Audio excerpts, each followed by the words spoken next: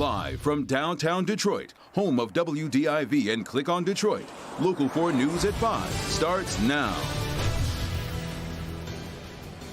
I'm Mara McDonald, live in Toledo, where the president has scheduled a rally for 7 o'clock tonight. The doors have just opened, and thousands of people are in line to get in. Now live at 5 o'clock, a campus reeling. 5 University of Windsor students were on that plane when it went down in Iran. We'll take you to campus in Windsor tonight. All right, Sean, we're going to begin, though, with 4 live radar showing the first wave of rain moving toward Metro Detroit. It is just the smallest taste of what is coming tomorrow and into the next couple of days.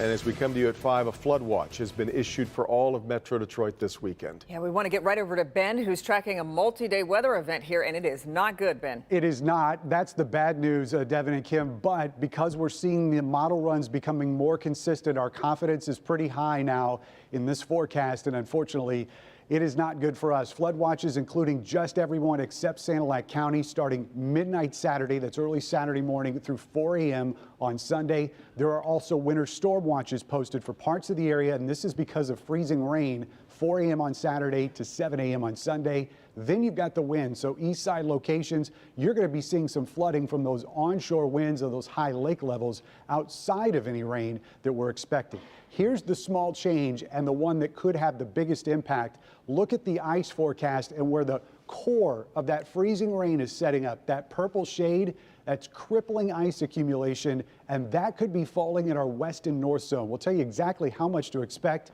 and when it's all coming in just minutes. With all the rain that's on the way, of course, you'll want to have the Local Forecasters app. It is absolutely free to download in your app store by searching WDIV. Guys? All right, Ben. Now, 2 U.S. officials say it is highly likely an Iranian missile downed a passenger jet on Tuesday, killing all 176 people on board. And here's what we know so far. Preliminary reports say the pilots never made a radio call for help before the flight went down. Both of the black boxes containing data and cockpit communications from the plane were recovered, though they are damaged. Many of the passengers on board were, as we've reported, international students attending schools in Canada, and that includes 5 from the University of Windsor. Sean Lay spent the day on campus there, and it's just got to be devastating for them, Sean.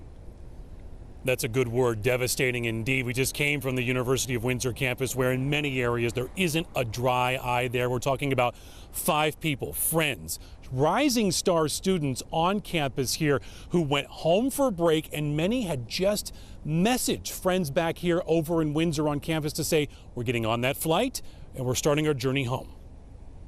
A stunned silence inside this room in the engineering building at the University of Windsor this afternoon. There are photos of each of the 5 University of Windsor students who were on Ukrainian International Airlines flight PS 752 when the plane crashed in Iran early Wednesday morning, moments after taking off. Sitting outside that room in tears. Thank you. Thanks. Thank you very much. Samena Mary, a student from Iran and best friends with Samira Bashiri. Hi everyone. We miss you so much. She and her husband Hamid were set to return to Windsor from Iran when they perished in the crash. I couldn't convince myself that she was in that plane. The university's president says the campus tonight is reeling. He tells me that when he learned 5 students with such bright futures were on that flight, it took his breath away. Shock initially, and significant dismay in terms of the loss that that's creating for our community, but also the leadership potential of these 5 individuals in their careers and what they would be doing globally as well. I am heartbroken by this loss and what it also means for the rest of our community. Back here live, that president also sharing that these students were thriving in engineering, biology, and the other fields that they were in.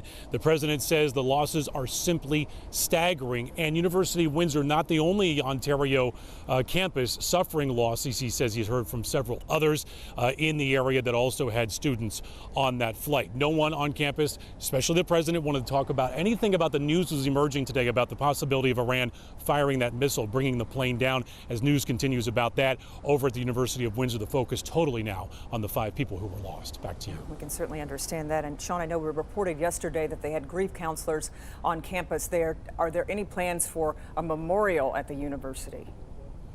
Yeah, that's just been announced this afternoon. Memorial service, 1 o'clock tomorrow. That's going to be at Alumni Auditorium. This is such an international community. It will be streamed live on the internet for family members around the world if they want to take part. Yeah. All right, Sean. Let's get back now to the tensions in Iran. Two big stories going on right at this hour. Live pictures from Washington as the House is debating limiting the military powers of President Trump. And as that happens, President Trump is set to take the stage 58 miles south on I-75 in Toledo. And right now, members of the House debating that war resolution, and we expect to see a vote at any time. We'll pass that on as soon as it happens. The resolution forces the president to seek congressional approval before taking any further military action against Iran. It also gives Congress a way to suspend military operations initiated by the president in certain circumstances. Republicans say questioning the president's actions weakens America. Democrats argue that staying silent hurts the Constitution.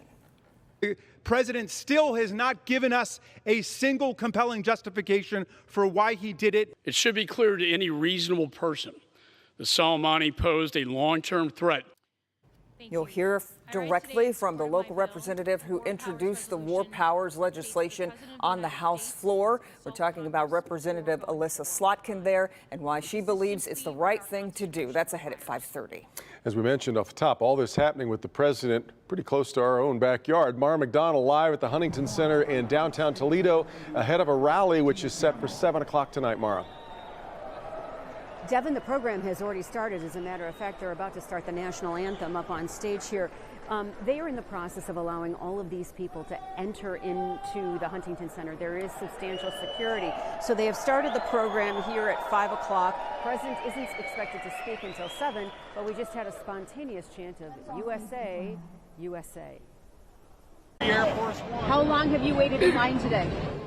2 hours. Security here at the Huntington Center has the line moving swiftly, and nobody has minded the waiting. I just wanted to introduce the kids to what really matters to us as a country, and I wanted them to be a part of history and really get a grasp on what's going on. To you, what is he doing? He defends the Constitution, he defends our freedoms, he defends America, and he's in favor of Christianity. We're Christians. The president and vice president are expected to take the stage around 7 tonight. And while people told us they don't have any particular thing they want to hear, one thing is for sure.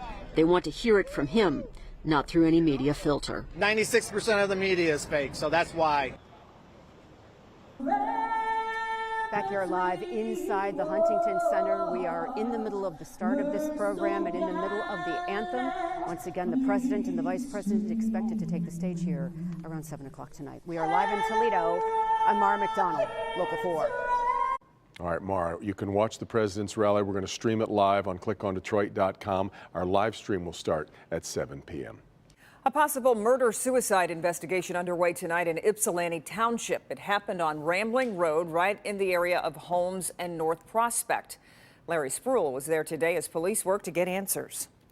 Police said everything happened inside this home here over the weekend. They found 2 people dead inside, but we still have very little information. Meanwhile, I spoke with neighbors about what happened here, just feet away from their doors.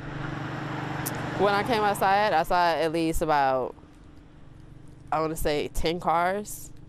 And I saw them blocking off the street. I saw the whole house taped off. Sierra Razu recalls the hectic scene just right across the street from her home. Because my son was actually, his room is right there. He's like, Mom, I saw lights flashing. I think something's going on outside. A spokesperson with Washtenaw County Sheriff's Office tells me they got to this home around 9:30 Saturday night after getting a call about a suicidal person at this home on Rambling Road. Police say they found a 31-year-old man and a 19-year-old woman inside. They both appeared to have gunshot wounds. Police immediately started searching the neighborhood. Do you mind if we, check your backyard real quick? And I have a car that's back there that's vacant, and they checked the car, and then they was like, okay, there's nothing in there. Thank you for your time, but they didn't tell me no detail. And Razu says she was worried because she would see the family all the time. I only knew the son because he played with my kid. I didn't know the girl. Reporting in Ypsilanti Township, Larry Spruill, Local 4. All right, Larry. Flu cases are on the rise, and that's not all. There's an important warning for parents. If you start hearing a cough, you get in and see somebody right away, because it's no joke. It can be really life-threatening. Ahead, we'll have the latest on the other virus that's sending so many children to the hospital with very frightening symptoms. Also, brand new information as a 7-year-old boy is found shot inside his own home. Hank? And Devin, we are working to get answers from the governor about the huge environmental mess here in Madison Heights. Why was it allowed to drag on for so long, and who will be held responsible? We're live right after the break.